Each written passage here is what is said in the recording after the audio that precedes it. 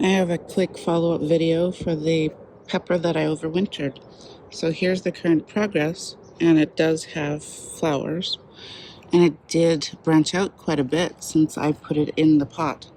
So what I did was, pretty much because I had it growing in vermiculite, I actually kept a lot of the vermiculite and dug a hole wide enough that the roots fanned out in the bottom, and then I covered it up with worm castings and the dirt that was in here in the pot, as well as enriched it a bit.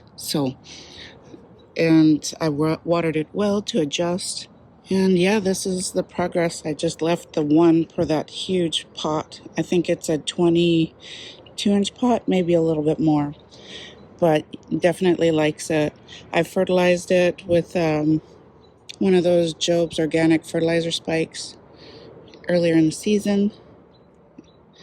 And yeah, I'm actually quite happy. I'm going to do this again over the winter. And as you can see, some of those early leaves were a little bit tattered, most likely from, wind, because this is a very windy location. Anyway, I did go ahead and, because like I said, I haven't seen very many bees, I did take my AeroGarden tool and I cross-pollinated from this plant here. And this is the overwintered pepper plant. And I do have some nice sized peppers, and they are growing. And I do have a couple more right here. So I'm actually pretty happy, like I said in my last video.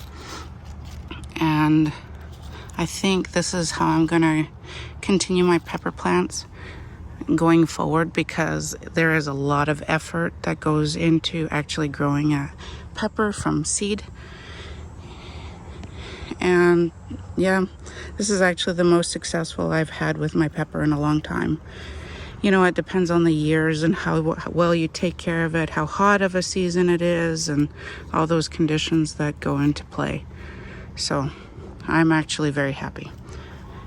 And I give it a thumbs up on the method.